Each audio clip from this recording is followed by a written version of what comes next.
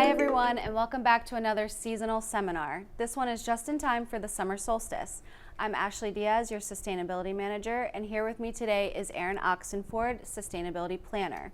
We're going to be talking to you all about native plants, yard care, and trees. So summer is when we have a chance to see all of these beautiful plants in full bloom. So from the last frost in the spring up until the first frost in the fall, these plants are going to be popping up wherever they can. So Ashleigh, what are native plants and why are they so important to our environment? Native plants are plants that are acclimated to an area, so they grow there naturally and then they survive there naturally. So they require much less use of things like water and fertilizers.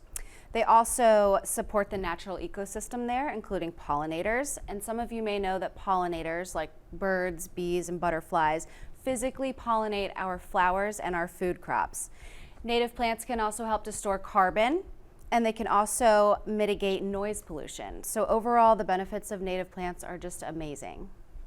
I totally agree. And just to give some context, would you be able to give some examples of common types of native plants? Some native plants in our area are black-eyed Susans, purple aster, mountain mint, bee balm, phlox, coneflower, goldenrod, and milkweed. And the good thing about those plants is that they're also perennial, right? That's right. So these plants are perennial, meaning once you plant them and they're established, they'll come back year after year, as opposed to annuals, which a lot of people plant in the summer.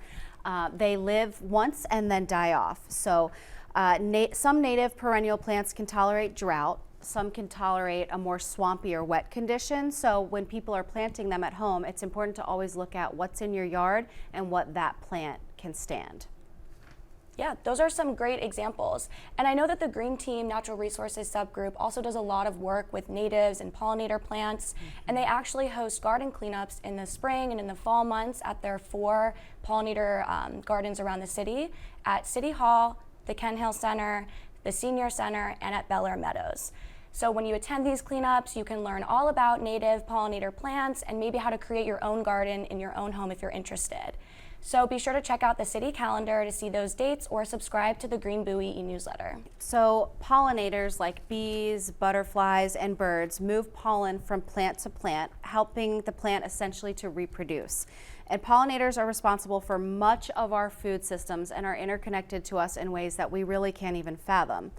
And they rely on so many of these native perennial plants for not only food, but for water, shelter, reproductive spaces, etc. So one main focus of the pollinator-loving community is protection of the species, specifically the monarch butterfly, which is an endangered species.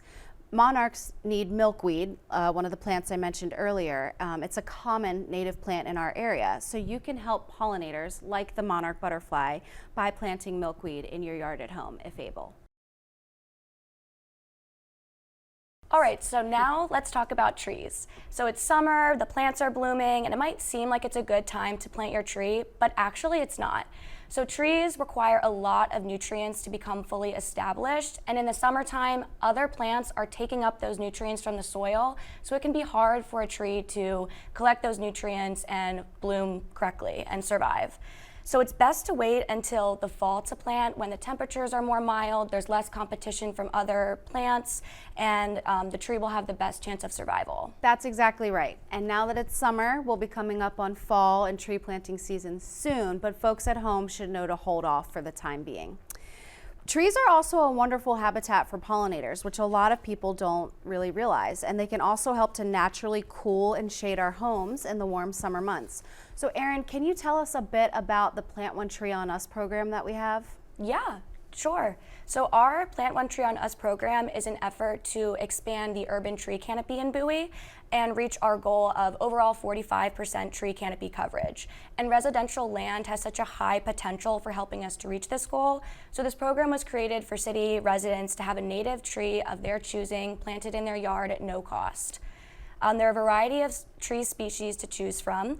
There are larger trees like maples and sweet gum, but also smaller, more ornamental trees like dogwoods and redbuds. This program will open back up in the fall for planting, so around August, stay tuned for more information coming out about that.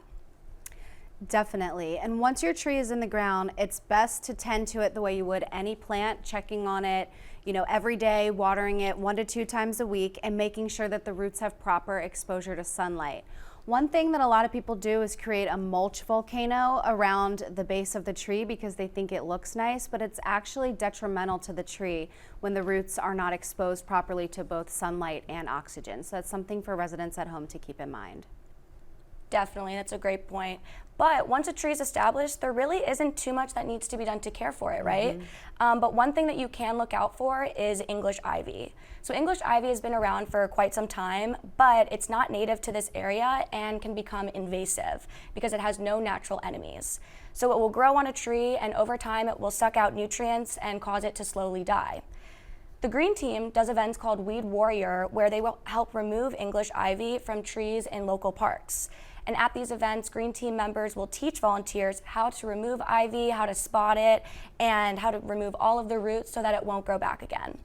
If you're interested in participating, be sure to check out the city calendar in the fall for the dates. So lastly, we're going to talk about yard care. So yard care is something that's on everybody's mind during the summertime as you're spending a lot of time in your yards. So I'm wondering, Ashleigh, do you have a number one tip that you could help us give residents in terms of caring for their lawn in an environmentally friendly way? I would say my number one tip would be to utilize our electric lawn care program. So this is much better for the environment because there are no direct emissions associated with it, and residents are also eligible for a rebate. So that would be my number one tip. Yeah, definitely. And when you're cutting your grass, if folks want to remove the bag, they can do something called naturally mulching your lawn, which is when you just allow the grass clippings to fall directly onto the grass, and that will naturally fertilize and fortify your grass so you don't need to use additional fertilizer. So we also encourage residents to look into alternative grass cover as well. Things like clover can work. Definitely, and I'm a big fan of mulching in the yard myself without using the bag. Another tip would be to give adequate water. Okay, so we want to conserve water, but what plants do still require water, and native plants, once established, will use less water overall, which is why it's a good option to opt for the native plants. But they do require water, so it's best to be checking on them daily and planning to water them adequately so that they can survive. And one way to do this would be to obtain a rain barrel from the Lions Club. So the Lions Club sells rain barrels, and they help catch and store rainwater on your property. They connect to your drain pipe, and they essentially catch the rain as it's coming down, and then there's a tap on it so you can unscrew the tap and put your watering can under it, and you there have free water that you can reuse on your native, perennial, or whatever plants of your choosing.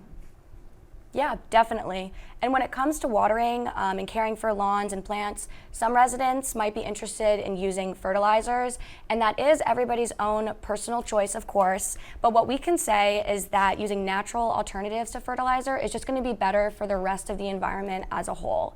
So when fertilizers wash off of our lawns in large rain events, they go right down the storm drains that you see on the side of the roads and will end up in larger bodies of water like the Chesapeake Bay.